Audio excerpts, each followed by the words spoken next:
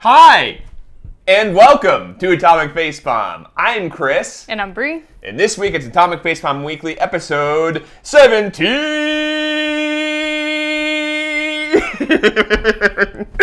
17.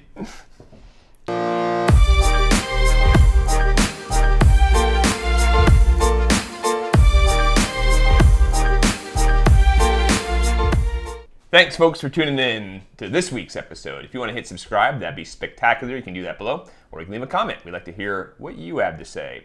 So, this is the new reimagined Atomic Facepalm Weekly, which is to say, is slightly different than normal. So, this week we're going to go ahead and talk about some stuff that's happening at E3, because you may have heard, it's a small little event that takes place in LA. A couple of people go there, and some things are announced.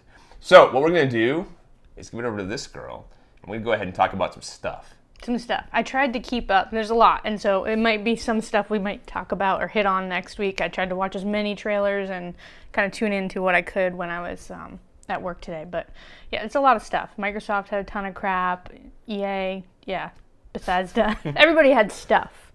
So I apologize. I actually didn't ask you what games we're playing. Maybe we should do that too. Actually, I didn't play any games at all. Well, actually, I played the game of Outside. You can tell maybe by my sunburn. I don't know if that shows up, but it was so nice. Vermont got like nice weather for once, and so we were just outside for the weekend. So I played nothing this week, and was hoping to just glaze over that, but somebody brought it up. So because I am good at doing shows, I have nothing to add either. I painted a bunch of Warhammer models, and I got really sunburnt outside in the 80-degree weather that Vermont finally got. So, yeah. So we played the game of life. We did. We played the game. Actually, played VR a little teeny bit. We had some friends over, played that VR counts. and some board games. There you go. See. No video games. So moving on. EA stuff. I think a lot of these games people had kind of known about. Nothing was too new. For Microsoft, I definitely think Anthem was the standout game. Was that them? Wait. Anthem was BioWare. Sorry, wrong one. Microsoft. Oh, Cuphead got a release date. That was one of my things that I was really excited about. So that is very good news. Yeah. Because we were talking actually off camera yesterday or something, and we were kind of like, is Cuphead going to come out? That was on our most anticipated games of 2017 list. Mm-hmm. And sadly, some of those games haven't done so well, but this one looks like it's going to be good. So, it just seemed like you hear zero or zip from those devs. It was like really hush-hush, like not a peep, not a screenshot, not a blog update in a really long time that I was starting to get worried. But yep, so September 29th for that, and that's through Microsoft. I guess it'll be Xbox and PC. Probably not the Switch. It's Microsoft. Yeah, no. They're doing they're trying to really hone in and have a lot of console exclusive stuff, which isn't really exclusive to them, but consoles always get the exclusive stuff. But nothing, yeah, anyways. Whatever. And their big news was the Xbox One X, which I guess is maybe the X-Bone X, or what do you shorten that to, the Xbox OX? Xbox? XOX. You're sending out an XOX. The Zox. Yeah, so $500, it's like an amazing little console machine that nobody's probably going to buy because they already have a console. I don't know. Well, to be fair, the PlayStation 4 released their seemingly version of this, right? The Pro, which is 4K. No, it's the same exact thing. They're just trying to, and this is actually better. I just think that most people, they have a console, and unless they don't have, I mean, if you don't have a console, I think you'd buy this version of it. Sure. But most people at this point either have an Xbox or a PlayStation, so. Yeah. Well, we went from a PS3 to a PS4 4K. However, if we had a PS4 and then we had the option to buy just a 4K upgrade, I would have not done that. Yeah, I think so too. It's not, I mean, playing 4K games is okay. A lot of games just aren't rendered in 4K, so a lot of times it's just being upsampled. Yeah, so they said that they're going to update a lot of their games for that. Plus, they're going to patch in backward compatibility all the way back to the Xbox, which I think is cool. That is awesome. Now that makes it maybe if your console died or you didn't have one, I think that makes that a definite choice. Whereas if you didn't if you didn't have a PlayStation right now and you're thinking PlayStation 4 or PlayStation 4 Pro, some people would just be like, the 4 is good enough, Whereas this kind of thing makes it seem better. Yeah. So if we're talking backwards compatibility, that does kind of change things. I think that's a good selling point. I don't know. It sounded like it was not on it now or was going to get it or something. I didn't watch the whole Xbox One thing because I'm not they're not going to say too much. I'd rather just see a list of details. Yeah. But it sounded like it was going to get that. So that's kind of interesting. They showed a lot of games. They're doing a lot of indie games. ID at Xbox is kind of like their indie game thing, and that was actually, I'm going to link a lot of these things down below, but that trailer just showed like this game, this game, this game. It was like so many games. I was like, oh my god, I actually want to see the trailers for like all of these games separately. There's a lot of cool stuff. I think Ooblets is in there. Ooblets looked good too. I've been crushing on that game so hard. Like every time they share a GIF on awesome. Twitter, I'm like so happy. Yeah. I want that game so bad, but that's 2018. They showed some more of the Code Vein, which is looking kind of awesome. It's very slashy anime vampire thing. It's like kind of like Dark Souls too, isn't it? That one. Yeah, it's just very slashy combat action RPG. Kind of like Nier. And then they showed The Last Night, which looks so fucking good. But then all this stuff on Twitter blew up about kind of like the dev is kind of like, at least, okay, in 2014 he posted some pretty shady crap on Twitter about being a Gamergate guy, you know, being against feminists, being, you know, so there's that little bit. And then this story seems to be about, for this game, which looks amazing, again the trailer will be down below, but it's supposed to be about like if the good guys won, how terrible the world would be, like so everybody gets paid the same, like a living wage, and it's terrible. And bastards. I should probably look up the description on Steam, but it's like, you know, you have no identity because you don't have anything that you can buy. You're just the stuff that you make. And I'm like, this sounds like sounds pretty good to me. But it's supposed to be cyberpunk, and it's like that's not how. Normally, that's not how cyberpunk works. So, you know, it's usually the opposite, where it's the government's very oppressive. Yeah, that's not cyberpunk. That's, I don't know what that is. And so I kind of saw what he posted, and I kind of saw what the story was going, and I'm like, I'm less interested, but the graphics are also so cool looking, and it's such a different art style that I'm not going to just write the guy off, but I'm hesitant. Well, so here's the thing, and you run into this in every medium, every creative medium. You look at even classics like books by William Faulkner and books by Ernest Hemingway. These people are not good people. And you see that with film direct. I fucking hate Quentin Tarantino, but the dude makes good movies. Yeah. So now, similar probably situation, right? Well, so my hesitance is I don't want all his weirdo ideas to be crammed into a story. You know what I mean? Then I'm not interested. If it's going to be kind of a thoughtful commentary, then sure, let's take a look. But doesn't sound like the most thoughtful commentary. But I think that it's definitely worth looking at because there's no story suggested in the trailer. It's just visuals, and it's really cool. It's something completely different. It's kind of like Blade Runner meets Pixels with really cool lighting. I don't know. Interesting. So that was a standout. Middle Earth, Shadow of War, they did a bunch of stuff expanding on their Nemesis system, showing about how you can kind of dominate one of the orcs and then bring them into your army and then have them do stuff for you. Kind of like they're building off of that more. That sounds cool. Yeah, no, it looks cool, looks nice. There's some other smaller things. Can we talk about Ashen? No, not Ashen. I'm thinking of the other one. Anthem. The other A game. Anthem, which is, I think, one of my standouts from this, which is BioWare's next game. Is that right? One of your standouts? Interesting. You did not? You didn't think? No, let's talk about it. So why don't you go ahead and lead off, and I'll jump in. I wouldn't say I hated it. I just have a few things for a specific thing to talk about. Okay. For me, well, I think everybody's thing right away is this is basically looks like Destiny, but, you know, their take on it. Okay. But one thing that catches my eye is I really like in games when I have this really fluid movement style. Like, there used to be a shooting game, I think I played it with you online, where you can ski around. God, what's the name of that game? It was online, multiplayer. It was kind of free to play, which was bullshit about it. Tribes. Oh, okay. Tribes, you know, you could ski around. Absolutely. That, like, made that game fun for me, which felt like just a shooter, but as soon as I could kind of do that, I like that kind of movement. So seeing the jetpack thing makes me think that I would really, depending on how they integrate that with the controls, that looks fun to me. I can see where you're going with that. It's been a while since I think there's been a game like Tribes. You have that freedom and fluidity, at least in a bigger world. I guess Nier had it to a certain degree, but not like... Nier had it. There was also an MMO I played, Aeon, I think, where that you had... Familiar. Yeah, you had wings, and you couldn't just fly, but if you were on something and you jumped off and you popped out your wings, you could glide. And you kind of got it. It was like that Mario thing where it made that game and that combat of the game just this much better for me. I don't know. I like something like that where I'm going to move differently. So that's what made it interesting. Plus, it looks absolutely beautiful to me. I think it looks amazing, like Witcher 3 kind of graphics. It did look pretty. It looks really pretty. That much. So your thoughts? So the game itself looked good. Everything looked kind of fun. I liked that there's giant monsters in it. Has sort of a primeval kind of backdrop, it seems like. Maybe prehistoric. Yeah, it kind of reminded me of Avatar a little bit. No, that's a good it was a very lush environment. So I was expecting them, when it first starts out, to be like in a desert or something. So it was a surprise to me to see, like, oh, it's this very cool jungle environment. It looks kind of like maybe it's an older planet. Did they say what planet it's on? I didn't play it. I was trying to juggle a few things, trying to cram in as many as I could. They may have. So what stuck out to me was I watched this first, and it starts out with a cinematic kind of introduction where it's a first-person view, right? It's not even a first-person game, though. That looks like it's a third-person game.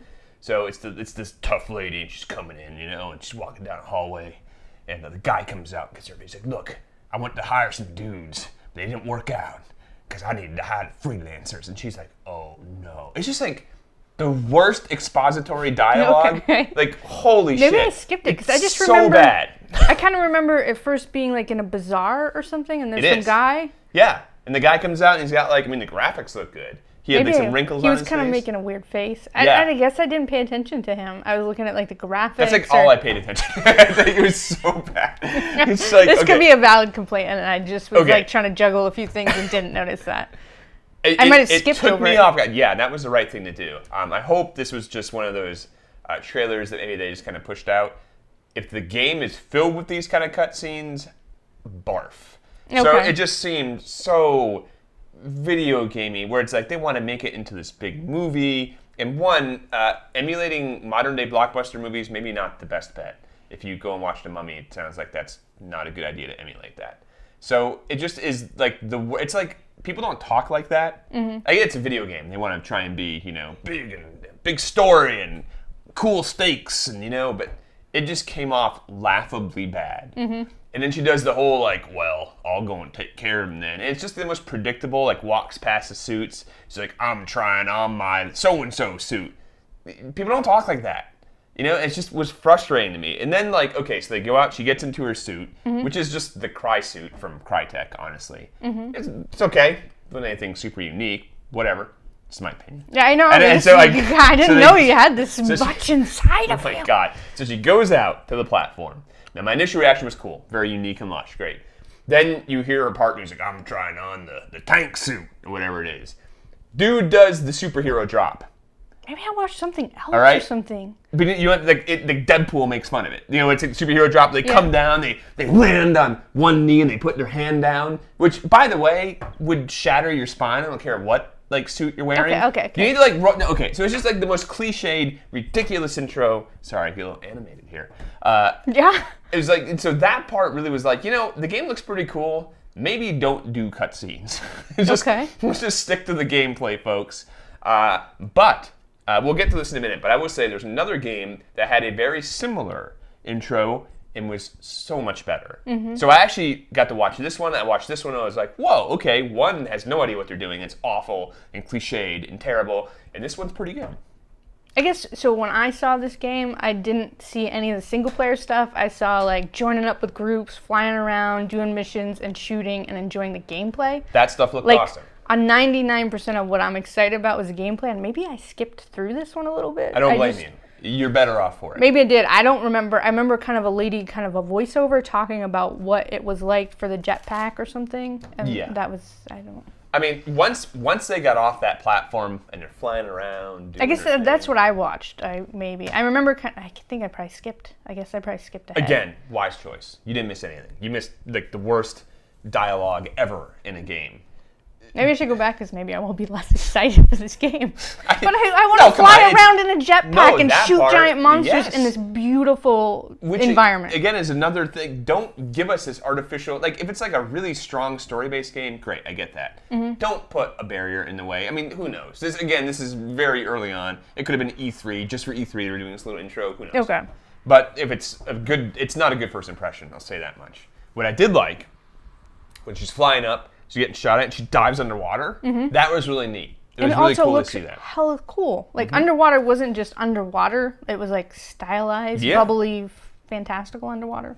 Stick to the gameplay, guys. Maybe leave the dialogue to better equipped people. So what else did EA have? Oh, A Way Out, which is co-op prison break game. So it's always co-op. I don't know. Did you get a chance to look at that? I did not look at that one. It's really cool because even if you're both in the prison as different guys, and even if one is experiencing a cutscene on this side, this guy's got doing his gameplay and you work together. There's different ways to kind of figure out. Oh God, that makes my head hurt. Like, are you doing this multiplayer? You said, or is this one? It's co-op. Co-op. Okay. That's always fine. Co-op. So there is no, you can't play this game by yourself. I mean, some weirdo will figure out. Because apparently they've made a game like this before, Brothers or something, where it's that same kind of always co-op thing. Huh. Star Wars Battlefront 2 had like tons of multiplayer. That game has so much marketing. Like a whole hotel was covered in the side of a Battlefront 2 banner. Oh, everybody's got. Actually, Devolver Digital spent a lot of money on big displays this year. Yes, but maybe we'll talk about this in a bit. But Devolver Digital, they earn their keep. Yeah. They're quite good at what they do. And then EA had a crap ton of sports games that I didn't even. I'm not a sports game person. You know what's funny though? Those games are like the lead money makers for EA, especially the FIFA games or FIFA. How the hell you say that soccer game? They are actually fun. I don't feel like I'm. It's like a Tony Hawk or a snowboarding game. I'm just not good enough at them. It's also kind of like here's Vanilla Part 7. It's just what it is. It's not like they're going to make this great reveal that they're going to revolutionize the game of soccer, No, but I don't know. There's nothing wrong with that. No, I'm just saying it's one of these things that's very vanilla and hard to like make exciting. Yeah. But it does really, really well. I know. Yeah. So, no, good for them. That's fine.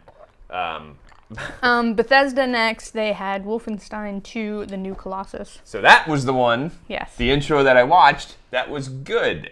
Again, if you want to see two opposites collide, watch the intro to, I want to say thespian, Thelma. Fizz. I'm sorry, what? The game we just talked about. It starts with an A. Anthem. I don't know why I was counting a th. I was like, Thelma and Louise? Anthem. You see, that's where. I don't know. Okay, good. So, so if you want to watch Anthem's intro and you watch Wolfenstein 2's intro, Wolfenstein 2 starts off with a very kind of like tongue-in-cheek retro commercial, like from the 60s. Actually, yes. The intro to that was really bizarre and awesome and weird and just you're like, what is this? That's how you generate interest in a game, folks. Because eventually it's very normal looking, but then like this girl calls a whistle because a dude's caught under a car. They're trying to get him out. It's like this giant tank robot dog, and it comes and knocks the car over, but then it goes kind of crazy and starts knocking the car over and lights it on fire. And that was good stuff. And then even the dialogue. The back and forth between once they get inside he gets in there. It was good. It was like that seemed like a decent show you would see. Also, especially the Nazi with his yes, shake, right? His milkshake. That's what I was going to say. That was like, it's very calm. He's like, hey, what's going on? He's like, no, you just have to show me your ID, bud. It reminded me a little bit of Inglourious Basterds. Yes. Like that sort of tone was very good. It was. Yeah, guys, steal. You know what? Good artist copy, great artist steal. Steal from the best. It's not something that they can just steal. Well, my point here is if you can't, I would rather see something that reminds me of a good movie, even if it's lifted out of that type of context, than going the other route of just being cliched and video gamey. This looked great. That stood out to me, where he's having it back and forth. It's very calm, lulls you into like, maybe he's like kind of a friend of this guy. Maybe this guy sort of is going to let you go. Because you don't know who you are. Right. Yeah. So, and it looked like a fun game too. Yeah, so it's basically Nazis in America this time around. I have not played one of these games since like the first one. Wolfenstein 3D. Yeah. Yeah. Yeah. I remember playing that a lot, but I just have not. Because I actually went on like Wikipedia because I was like, okay, this is number 2. Obviously, I missed the other one. There's like a bazillion. There's like 6 or 7. Yeah, and there was a bunch of different developers, and it's so I have to be honest. I have no idea about any of this. Apparently, the Wolfenstein, the one that immediately preceded this one, was quite good. I didn't play that one either. That seemed to be the consensus, is that people. I missed the trailers. I guess if it was like this, that looked pretty cool. Yeah. But. Fallout 4 VR comes in October. Doom is also getting VR game. So, curious about these. So there's supposed to be trackpad movement, and so I kind of Googled that, and some people seem to like after a while you can get used to that. Whenever I played it, I was just like, no. So we're talking trackpad like a what do you call it? Where you run in place. Oh, is that what you can do? Is that I what don't they know. mean? When you say trackpad, I'm not. I thought it was like. Gamepad. Oh, that could be. Maybe that's it. All right. I'm not sure. I didn't look at it much. And Dishonored's getting a new adventure in September. Yeah. It's fine. Yeah. But No, it's just not. I haven't been enough on that to really. I think Wolfenstein looks good. And then Devolver Digital, they did theirs. They had an hour to have their thing on Twitch. I think this is worth watching. I thought it was the best thing that I saw for trailers, anyways. Oh, by far. So I watched it right before we started recording, and I kind of started watching it at work. Didn't get a chance to kind of go through it, but very funny, professionally done. Again, if we're talking like how to make a funny, interesting sort of way to get people into your company or even into games. Well, maybe this is getting a little out of control. It's so hot and I can't deal with closing the windows, but now it's getting kind of crazy. It's certain look at the amazing physics we have in our game. It looks so realistic. So yeah, I forgot what game we were talking about. Devolver Digital. They Right, actually they really didn't show any games. They showed a little bit more of Ruiner, which is one of your games that you're really looking forward to, and the Serious Sam game. They didn't even show. There's a couple other games that I'm looking forward to of theirs, but this was just all. Yep. Again, show 15 minutes of just a cool, fun. It's pretty funny. If you watch any of these Strafe marketing videos, very similar tone and style, where it's like ultra violent and just very weird and quirky, sort of like a Twin Peaks episode if it's on crack, or like the Eric Andre show if you've heard of that, where it's just very surreal and other dimensionally and funny and just bizarre, and it's like you can't stop watching it. Very good. Bree did have to remind me, though, there probably wasn't a real live studio audience. I'm naive enough to believe that there actually were people there. And then she was like, yeah, they're just showing the same stock footage of her. It's not a real audience at all. I'm pretty sure. They showed it over Twitch. They had an hour, and they showed this 15-minute thing, which, again, will be linked down below. I think be warned, there is some blood. Some. Quite a bit of blood. Yeah. Maybe some brains. But it's pretty fun. Yeah, no, it's entertaining at the very least. I will say, again, Devolver Digital, for the most part, they would say nurture and curate developers to making good games. They've had a few missteps, but who hasn't? But I think that always their games have a very strong tone and idea that they're coming with. That doesn't mean it's a hit, but I feel like they're always trying something a little new, this new style, and they're very honed in on their, like, I don't know what it's. So they have like Enter the Gungeon. Yeah, it's strong Shadow presence. Warrior 2. Yeah. Just very, like, again, very unique in what they approach. It's like they take a game, that game is a specific thing they're going after, and it goes for it. Might not always hit, but I will take that any day over generic shooter number 28. So, yeah, good little studio. And the game they didn't actually show really. I mean, they showed Absolver in the kind of their and the Swords of Ditto, but that's the game they just released like a week ago, or a first trailer for it, the Swords of Ditto, which I think looks so cute. It's like a top-down action adventure, cartoony style thing that's really cool. Yeah. But they didn't even bother showing their games. They just kind of did all kinds of stuff. Which is smart, again, because really E3 is just game porn, right? It's just honestly gameplay footage.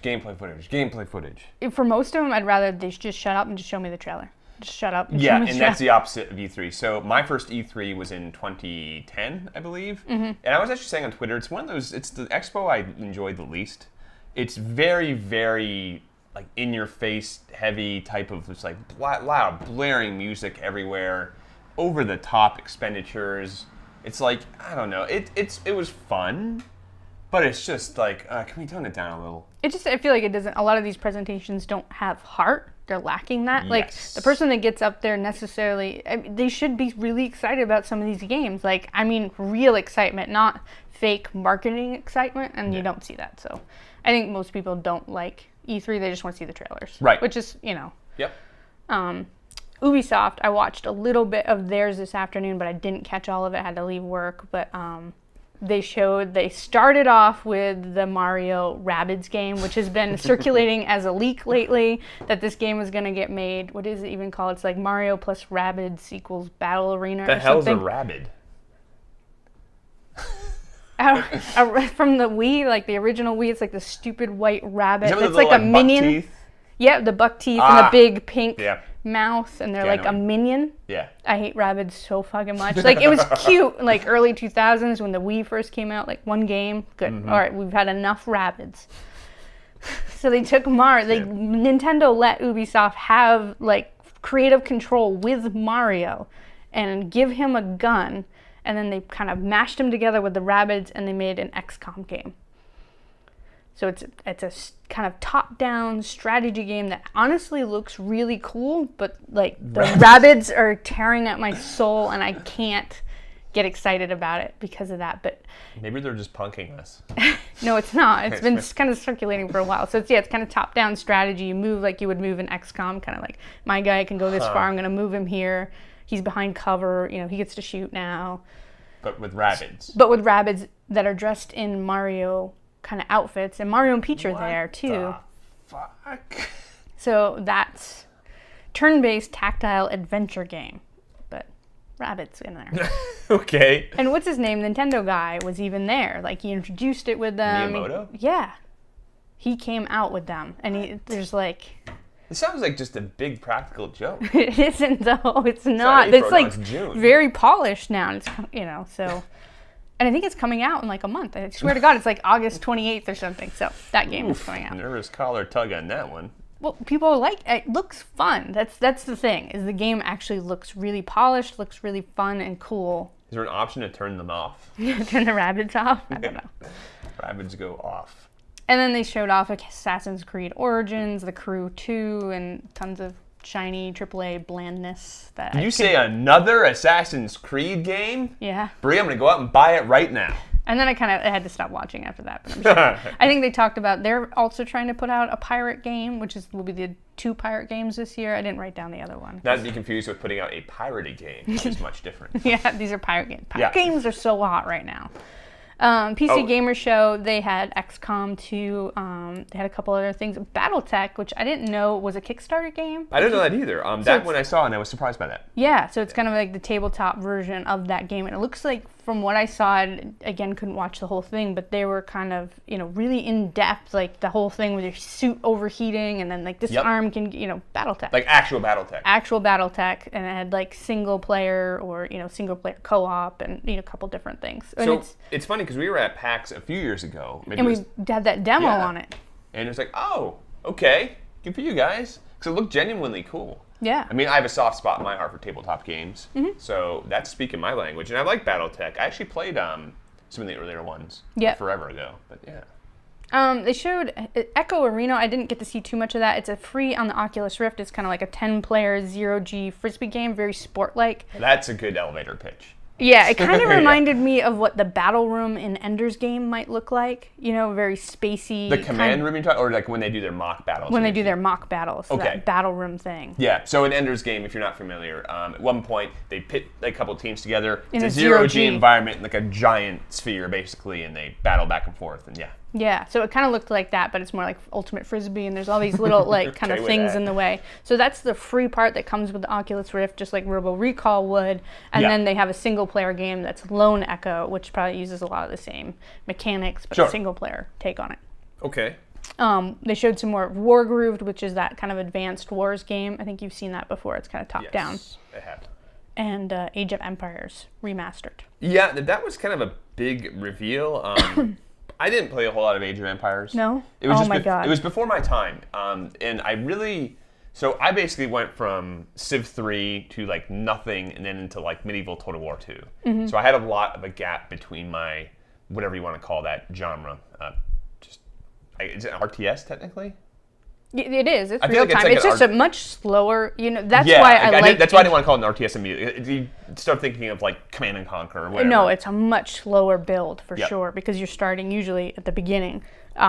This was my first real strategy game that I played against people on a computer. It was like the first LAN game that I played, like games that would take like 7 hours, go to like 1 a.m. I loved this game. So I thought that was kind of cool. But I mean, it's a remastered. It's not a new game, so... Well, they tried making Age of Empires online at one point. That did not do very well at all. It was not a good game, from my understanding. I don't think I played that at all. I did play. They had one that was like Roman gods and stuff you could eventually summon or something. That was that one, I believe. Or was it? No, this was like Age a blue of box. Legends or something. Yeah, that sounds closer to it. It was like a blue box. I can see it was like Titan or whatever. Like Zeus is on there? Yeah, something. Yeah. That was okay. Okay. That is all I know at the moment. That's what I tried to cram into my short time looking through trailers.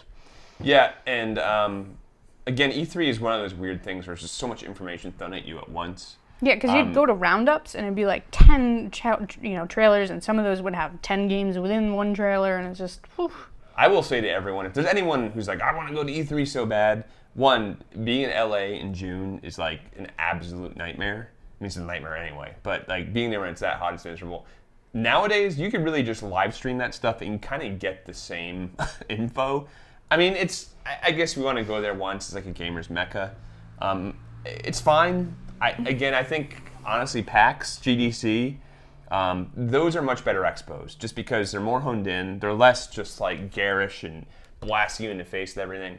So, interesting stuff. I honestly didn't see any games in here that blew me away as far as like, oh, wow, that's a huge, awesome announcement. The games that I was blown away by were games that I already knew about that are coming out. Cuphead's getting a release date, stuff like that. Cuphead's getting a release date. Ooblets, we finally get some more trailer stuff. Oh, there was a game that actually... Anthem, Tunic.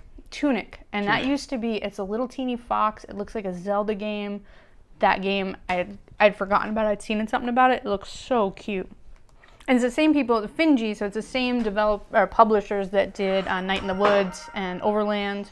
Yeah, so the games I'm really looking forward to, I already kind of knew about, but Tunic, Ooblets, Swords of Ditto. I think. Yeah, Wolfenstein looked alright, and I know despite your poor story and dialogue on Anthem, let's see if maybe I can skip that stuff and I can just play the game and zoom around. I'm sure you can. Yeah. That's something, as soon as they started flying, I was like, okay. All right. You had me at flying, and not just flying, but she was seamlessly, flying and then running, flying and then running. And it looked like a very smooth gameplay thing. Tunic looks awesome. The one game I'm still very interested in is Hob. Still no word from our pals at Runic. I am still really interested in that game. God damn it, release it. Wonder. Come on, get on it. Just release the game. Go. So, because that looks really good. And then I also want to play Runer very badly. It looks We cool. talked about Runer in our preview for 2017 games. It's anime. That one is cyberpunk, if you want to get the cyberpunk motif correct. Yeah. I don't know if I'll be any good at it. That's what scares me. But the game looks good. And Wolfenstein 2. I will play the hell out of Wolfenstein 2. Shadow of War I'm really interested in too. Yep. That's in October. I mean, it's a lot of games. It's just there weren't that many new games. Code Vein, we got a little bit more of that. I'm really interested in that game too. Nothing makes me want to buy an Xbox One X. Nah. I don't give a crap. Nah. Really. We have one console that we don't use already. We should have more than one, technically. Yeah. Oh, you know what? We should rewind all the way back to the beginning. We did play a video game this week. Super Smash Brothers. Oh, we did.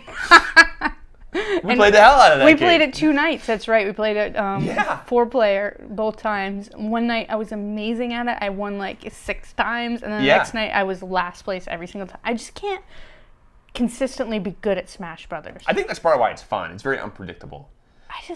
It really I feel is. like I should have a character or two that I'm like, that guy, I'm going to win this one. Your go-to? There's like 45 characters. I keep trying them all, though. I mean, that's normally every time I sit down, I try a different one. That's Little Mac, I got a little better with Little Mac. I enjoy Little Mac. Little Mac is punchy, but... I like the big stompy characters. I like Bowser, King DDDDD, which is hard for me to say. I actually do like because he does that spin twisty thing with his thing. Yes. I also like the robot guy, like the Nintendo Robo, because he spins his stuff around. You mean the circuit? Yeah. Short circuit guy? Yeah. Yeah. Johnny Five? Yeah. So we played a lot of that. I will say Super Smash Brothers just has this sort of awesome appeal to like every age. So it's something you can play with your family and enjoy it. It's also something you can play just when you're having an adult party. It's fun there too. The Super Smash Brothers and Mario Kart are like these 2 party games that are just timeless. Yeah. Honestly. And Super Smash Brothers, despite the Wii being whatever the resolution it's locked out at, it looks really good, even on a 4K TV with like sampling. So hey, there we go. We played some video games. Damn it, they were released 7 years ago. Not the newest version of them, but yeah. So there. You got anything else you want to talk about this week? Balls. There we go. And we might have some more stuff. It's, Monday night and E3 stuff has been going on the last couple days. Yeah. And so maybe some more of that next week, and maybe we can have some more time to hone in on some stuff. But that's first impressions and yada yada. Can we still talk about how much I was disappointed with Warhammer 40K Dawn of War 3? And you can. It's an open floor. You go for it. Yeah, I'll let it lie. Okay.